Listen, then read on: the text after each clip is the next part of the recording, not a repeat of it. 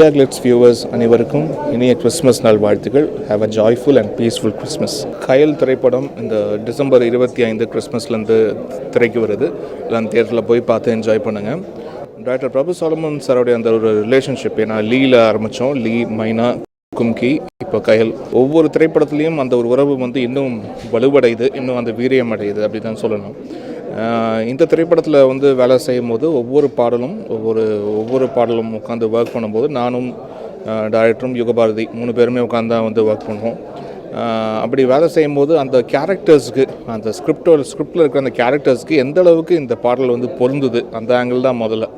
So அது முதல்ல set ஆச்சுன்னா அப்புறம் லிரிக் சைடில் வந்து போகும்போது அவங்களோட அந்த ஒரு கேரக்டர் எப்படி பாடும், அவனுடைய படிப்பறிவு என்ன, அவனுடைய வந்து பகுத்தறிவு என்ன, அதுக்குள்ளே தான் வந்து லிரிக் இருக்கும். அதை தாண்டி அவனுடைய அறிவுக்கு தாண்டி இருக்கிற லிரிக் வந்து எதுவுமே இருக்காது. ஸோ அப்படி தான் வந்து ரொம்ப ஸ்போக்கனாக இருக்கும்போது அதுதான் ஜென்ரல் ஆடியன்ஸ்க்கும் வந்து ரிலேட் ஆகுது அந்த மாதிரி லிரிக். இப்போ வெறும் ஒருத்தி வந்து காதில் சொல்லிட்டாலே அவள் காதில் தான். அதே மாதிரி இங்கே வந்து ஒன்று இப்போ பார்க்கணும், ஒன்று பேசணும் அப்படின்னு வந்து இருக்கிற லிரிக் தான் வந்து பாட்டாக வந்து கன்வெர்ட் ஆகிருக்கும். எங்கேருந்து வந்த, எதுக்காகடா வந்த அப்படின்றது, எங்கேருந்து வந்தாயோ எதுக்காக வந்தாயோ தான் இருக்கும் லிரிக்கு. ஸோ அந்த டைலாக் தான் ஆல்மோஸ்ட் லிரிக்காக வந்து கன்வெர்ட் ஆகும் இவருடைய ஒவ்வொரு சாங்கும் உட்காந்து ஒர்க் பண்ணும்போது. ஸோ அதுதான் வந்து ஜென்ரல் ஆடியன்ஸ்க்கும் வந்து ரொம்ப ஈஸியாக இருக்குது. இதே மச்சான் எங்கடா போகிறேன், நான் வந்து என்னுடைய ஆளை நான் பார்க்க போகிறேன்டா அப்படின்னு சொல்கிறது, என் ஆளை பார்க்க போகிறேன்றதே வந்து ஒரு பல்லவியாக வச்சு ஆரம்பிக்கும் போது அது இன்னும் அந்த ஒரு ஜென்ரல் ரிலேட்டிவிட்டி ஃபேக்டர் வந்து அதிகமாக இருக்குது. இப்போ ஆடியன்ஸ் வந்து ஜஸ்ட் ஒரு பாட்டெலாம் கேட்கும்போது வெறும் ஒரு நம்ம ஜஸ்ட் மெல்லிசை பாடலாம் மட்டும் இல்லாமல் அதில் யூஸ் பண்ணுற மொழி, அந்த மொழி வந்து ரொம்ப ஸ்போக்கனாக ரொம்ப இயல்பாக இருக்கும்போது அது இன்னும் அந்த ஒரு கனெக்டிவிட்டி வந்து அதிகமாக இருக்குது. ஸோ அப்படி தான் இவருடைய பாடல்கள் அந்த ஒரு சிம்பிளிசிட்டி, ரொம்ப ஈஸியாக இருக்கணும், கேட்டோடனே ரொம்ப வந்து எளிமையாக இருக்கணும் அந்த பாடல் அப்படின்றது தான் வந்து இருக்குது. அப்புறம் சுகமாக இருக்கணும், கேட்கும்போது சுகமாக இருக்கணும் ஒரு பாடல் அப்படின்றது தான் அவருடைய ஒரு முக்கியமான பாயிண்ட்டு. அவருனா வந்து இரவு 9-10 மணிக்கு மேலே பாடல்கள் கேட்கும்போது சுகமாக இருக்கணும். ஸோ அந்த ஐடியா தான் ஃபஸ்ட் அவருக்கு வந்து மைண்டில் வரும். ஸோ அதுக்கு தான் அந்த ஒரு மூடுக்கு தான் உட்காந்து ஒர்க் பண்ணுறோம், ஒவ்வொரு சாங்காக உட்காந்து ஒர்க் பண்ணுறோம். அண்ட் இந்த ஆல்பம்க்கு மிகப்பெரிய ரெஸ்பான்ஸ் நீங்கள் வந்து கொடுத்துருக்கீங்க, ரொம்ப நன்றி. எங்க உள்ள இருக்க நீ சொல்லடி, கண்ணு முன்ன வந்து நீ கொஞ்சம் நில்லடி. கயல் திரைப்படத்தில் ரொம்ப டைம் எடுத்த சாங் சொன்னால் டியாலோ அப்படின்ற ஒரு ட்ராக்கு. அது வந்து அந்த கிறிஸ்மஸ் பேக்ட்ராப்பில் நடக்கக்கூடிய ஒரு பாடல் அது.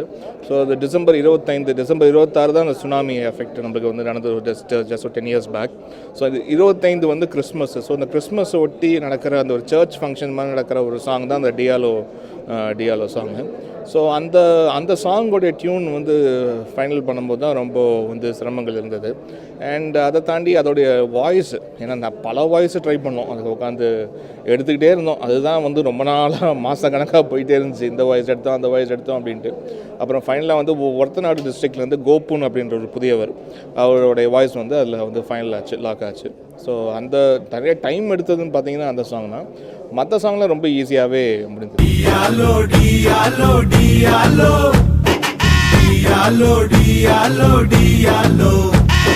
ஏன்னா நாங்கள் ஏர்லி மார்னிங்ஸ் ப்ரிஃபர் பண்ணுவோம் கம்போசிங். ஒரு மார்னிங் 6 மணிக்கு 6:30க்கெலாம் உட்காந்து கம்போசிங் அந்த ஆரம்பிப்போம். ஸோ அப்படி ஆரம்பித்தோம்னா ஜஸ்ட் ஒரு 3 to 4 hours உட்காந்து நம்ம ஒரு டியூன் வந்து வித் லிரிக் ஐடியாவோட கான்செப்டோட அது லாக் பண்ணுவோம். மற்றபடி ரிப்பீட்டடாக உட்காந்து டியூன்ஸ் வந்து ட்ரை பண்ணதுன்னு பார்த்தீங்கன்னா இந்த டியாலோ சாங்க்கு மட்டும் தான் நடந்தது ஒழிய மற்ற சாங்க்கெலாம் வந்து எல்லாமே சிங்கிள் ஷாட் தான். அன்றைக்கி உட்காந்து ஒர்க் பண்ணுவோம், அன்றைக்கி அந்த டியூன் வந்து லாக் ஆகும். இட் இஸ் நாட் தட் நான் மட்டும் தனியாக ஒரு டியூன் உட்காந்து போட்டுட்டு அப்புறம் நான் டேரக்டரை கூப்பிட்டு போட்டு காமிக்கிறது இல்லை. ஒவ்வொரு லைனாகவும் அந்த டேரக்டரை உட்கார வச்சுட்டே, அந்த லிரிசிஸ்ட் உட்கார வச்சுட்டே டியூன் பண்ணுது. ஸோ வந்து ஒவ்வொரு லைனுமே வந்து அவர் அப்ரூவ் பண்ணி தான் ஒன்று ஃபைனல் ஆகும். So it is not that நான் மொத்தமாக ஒன்று பண்ணி வச்சுட்டு காமிச்சிட்டு இது ஓகே இல்லை, கிடையாது. ஒவ்வொரு லைனுமே உட்காந்து ஸ்பாட் கம்போசிங் மாதிரி தான் நடக்கும். ஸோ அதனாலேயே வந்து கரெக்டாக அது உன்னை இப்போ பார்க்கணும், ஒன்று பேசணும்,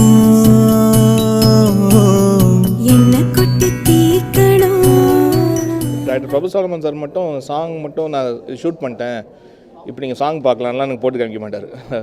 அவர் வந்து முழுக்க படம்லாம் முடிச்சுட்டு டப்பிங்கும் முடிச்சுட்டு அதாவது கிட்டத்தட்ட நம்ம அந்த ஒரு படத்தோட தயாரிப்பாளருக்கு எப்படி போட்டு காமிக்கிறோம் அந்த மாதிரி தான் வந்து எனக்கும் வந்து போட்டு காமிப்பார். முழுக்க எல்லாத்தையும் முடிச்சுட்டு, இல்லை நான் எவ்வளோ வாட்டி கேட்பேன், ரெடி ஆகிடுச்சா ஐயா பாட்டு பார்க்கலாமா, ரெடி ஆகிடுச்சு, இப்போ வேணாம் நான் உங்களுக்கு காட்டுறேன் அப்படின்னு சொல்லுவார். ஸோ எல்லா ஒர்க்கும் அவர் முடித்து வச்சுட்டு அவர் என்னென்னா என்னை வந்து ஜஸ்ட் ஒரு ஃபஸ்ட் ஆடியன்ஸாக பார்ப்பார்.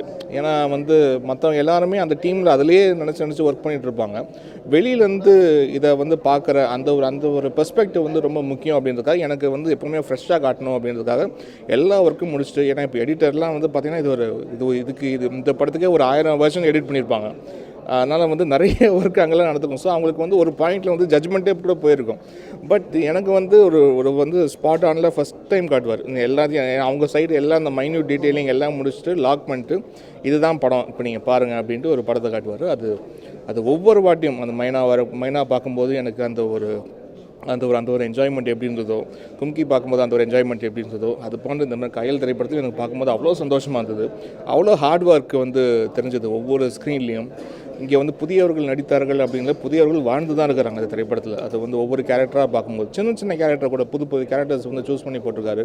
அவங்க எல்லாருக்கிட்டையும் அந்த ஒரு நடிப்புன்னு கூட சொல்லுவாங்க, அவங்க எல்லாரையும் வாழ வச்சிருக்காரு, அந்த இடத்துல வந்து வாழ வச்சிருக்காரு. ஸோ அதெல்லாம் வந்து ரொம்ப ஆச்சரியமாக இருந்தது. அண்ட் சாங்ஸ்லாம் வந்து சேர்ந்து பார்க்குறேன் திரைப்படத்தோடு பார்க்கும்போது எவ்வளோ அழகாக நம்மகிட்ட ஃபஸ்ட்டு கம்போசிங் லெவலில் எந்த அளவுக்கு சொல்லி நம்மகிட்ட வந்து எக்ஸ்ட்ராக்ட் பண்ணுறாரோ அது அழகாக ஸ்க்ரீனில் வந்து கன்வெர்ட் ஆகிருக்கிறத வந்து எனக்கு அப்போ தான் வந்து பார்க்க முடியுது. அது ரொம்ப ஆச்சரியமாக இருக்கும். அது அவருடைய உழைப்பு வந்து ஒரு அசுரத்தனமான உழைப்பு. பறக்குறோம் காத்துல மதக்குறோம் போற வழியில பூவாசிருக்கிறோம். எல்லாமே கதையோட ஓட்டின பாடல்கள் தான். ஸோ நம்மளுக்கு வந்து கதையை ஃபஸ்ட்டு ஒரு லைன் தெரியும் அப்படின்னாலும் இது எங்கெங்கே எது மாதிரி வந்துடும் அப்படின்னு தெரியும்.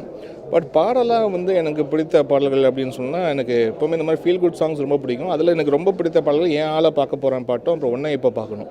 இந்த 2 சாங்குமே வந்து பார்த்திங்கன்னா விஷுவலாகவும் வந்து ஸ்டன்னிங்காக இருக்குது. அட் த சேம் டைம் வந்து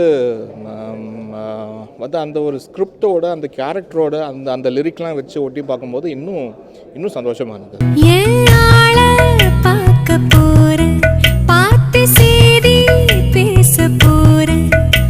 இந்த திரைப்படம் வந்து வர இருக்குது 25லேருந்து தியேட்டரில் போய் பாருங்கள். பேக்ரவுண்ட் ஸ்கோரிங்க்கும் ரொம்ப ஒரு சேலஞ்சான ஒரு திரைப்படமாக எனக்கு இது வந்திருக்கு. ஒரு மைனா போன்று கும்கி போன்று இந்த திரைப்படமும் என்னுடைய கேரியரில் ஒரு நல்ல முக்கியமான ஒரு திரைப்படமாக இருக்குன்றதில் ஒரு நல்ல ஒரு மிகப்பெரிய நம்பிக்கை எங்களுக்கு வந்து இருக்குது. அண்ட் டால்பி அட்மாஸில் இந்த படம் வந்து ஒர்க் பண்ணியிருக்கோம். ஸோ எல்லோரும் நீங்கள் அஃப்கோர்ஸ் ரெகுலர் 5.1 மிக்ஸ்லேயும் இந்த படம் வந்து வருது. பட் டால்பி அட்மாஸ் ஸ்க்ரீன்ஸாக நீங்கள் சூஸ் பண்ணி போய் இந்த படத்தை பார்த்தீங்கன்னா நாங்கள் சவுண்ட் சைடில் பண்ண அந்த சின்ன டீட்டெயிலிங் ஒர்க்லாம் நீங்கள் இன்னும் வந்து கரெக்டாக கேட்க முடியும் அந்த மாதிரி ஸ்க்ரீன்ஸில். ஸோ கண்டிப்பாக இந்த திரைப்படத்தை நீங்கள் கிறிஸ்மஸ்லேருந்து பாருங்கள். கண்ணு முன்ன வந்து நீ கொஞ்சம் நில்லடி.